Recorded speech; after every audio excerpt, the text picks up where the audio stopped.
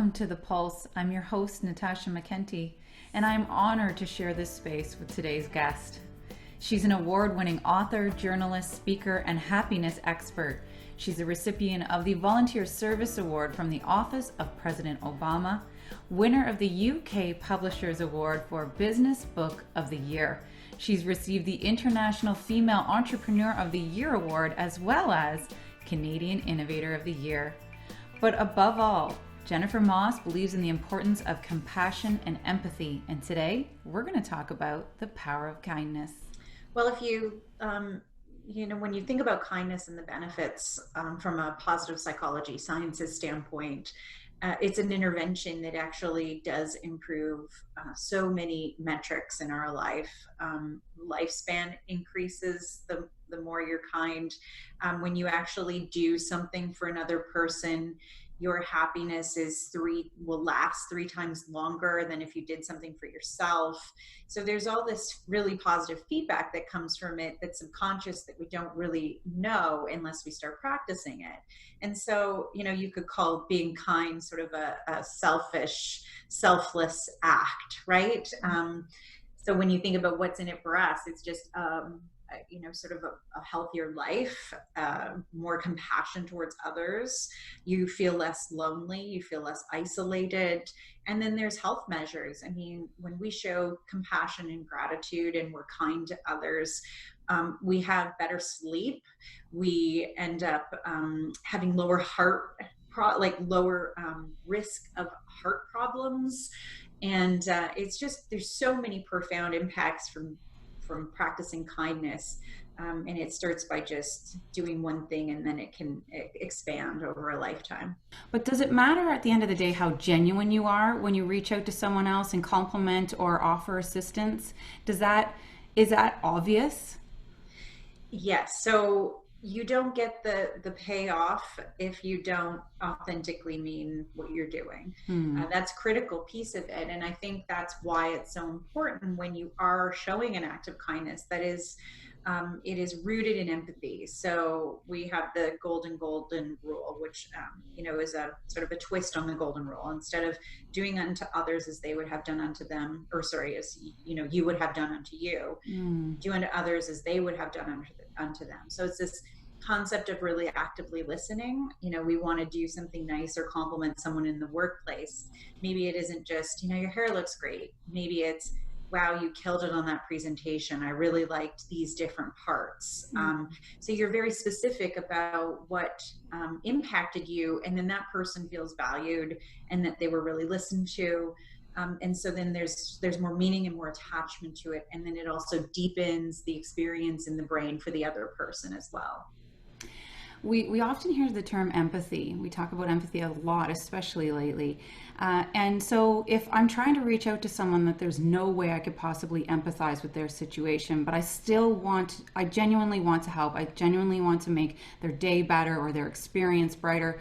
How can I do that if I don't have that empathy of what they're going through? How do I try to understand what they're going through and make change for them without maybe even projecting my own privilege onto that experience? Well, it's again about active listening, which is a big part of the intervention of empathy. So it's taking the time to ask what makes a difference for you. What would you need? What are things that are making it challenging for you right now? Do you want my help?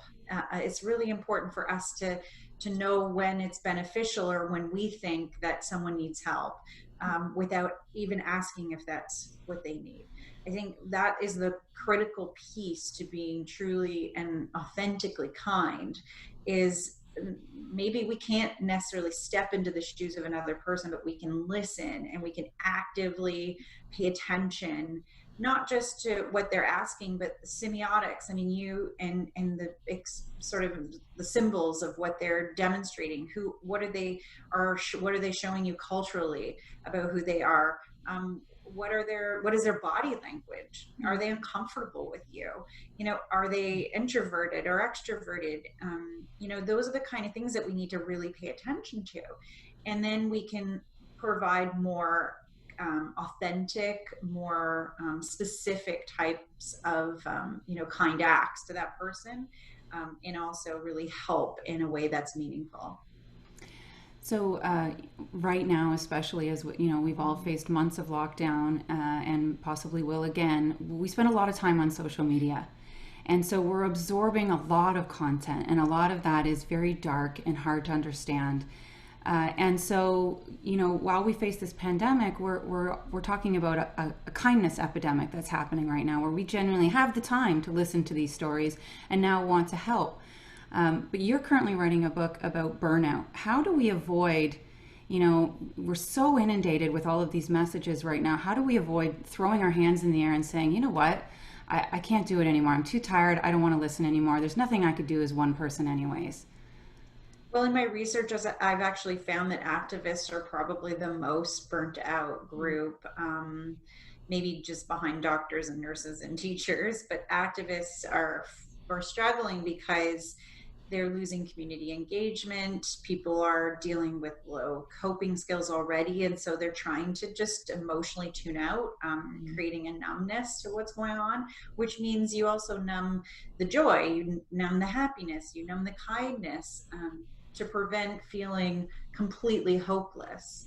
And so there's this thing that's happening right now where we're creating kind of a numbing contagion, a normalization of a really tough society, and that's dangerous because we do need to experience the highs and lows. Happiness is not the absence of negative emotions. We develop resiliency by going through really challenging situations, even trauma, and being able to overcome them. So all of these skills that create happy, healthy people and well people, we're being forced to have to make choices, around just not feeling too badly, but then not being able to feel too deeply on the other side. I Mm. think what we need to be doing is reminding people that it's about small steps, and it's small goals, and little by little sort of reacclimating, and bringing back humanity again. I did this one CVC column. I do it weekly around well-being, and one of them was just about smiling behind your mask. Mm. Your eyes say a story, and it could really just mean the difference between someone feeling fearful of you and someone feeling like you're reclaiming that human part of what makes us what makes us want to thrive and survive and be happy and healthy. Helping others shouldn't always be about bringing benefit to ourselves. If we're not feeling happy all the time by the things that we're doing, that's okay. It's okay to say I'm feeling a little run down and a little tired of this dark message that I'm seeing, but you know what, I'll take a small break and I'll come back because I truly believe in this. Do you think that's the real path? If you're going to follow your passion and not get burnt out, to take small breaks from it? Absolutely. I mean, I'm a person that believes that we should know what's going on and be informed, but I also advocate for media diets. I noticed for personally when the world lost Ruth Bader Ginsburg for something, for some reason in me, I just felt really low about that. Like 2020, was over. And there's been so many other things that have happened, personally, professionally, all those things that have happened. But there was something about that just made me feel like, okay, enough. And so I took time off the news, and I recommended people just to take those breaks when they need it.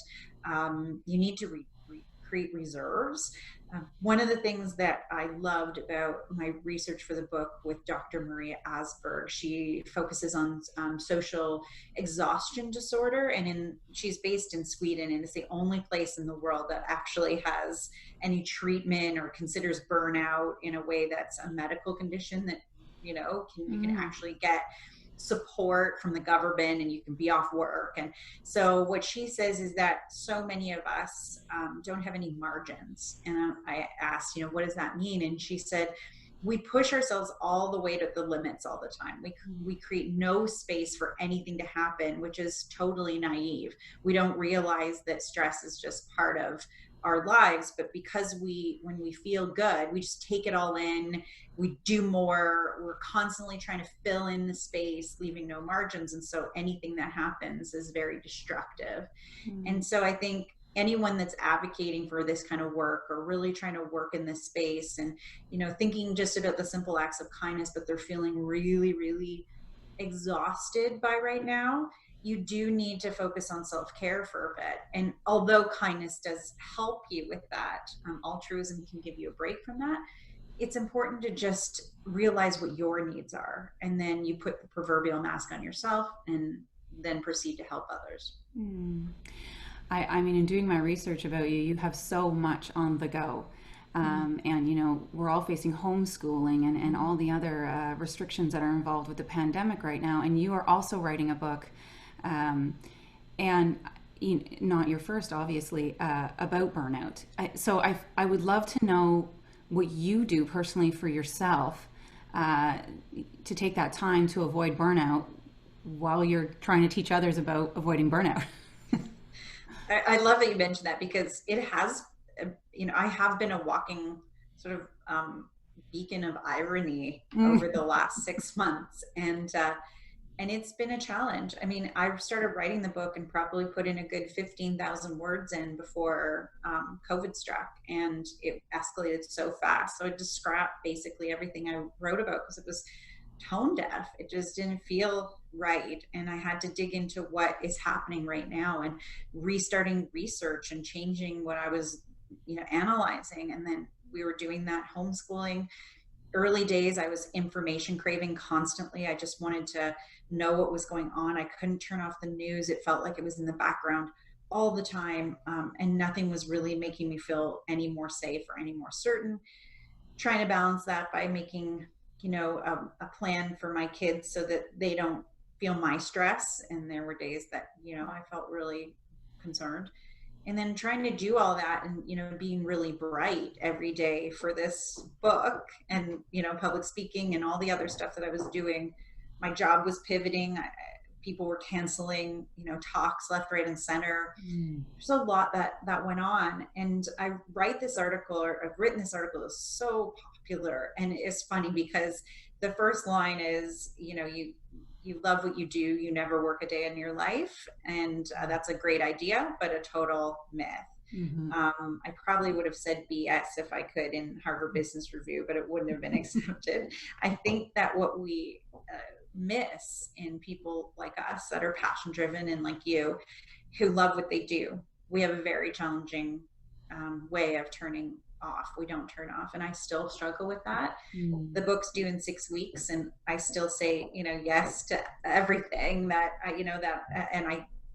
I've started to put boundaries on myself with, emails that have auto replies that say, I can't necessarily do this work right now. I try to create a lot of tools and boundaries around my schedule, but I am passionate about the work and I care about educating people. So I do get stuck in my own vacuum.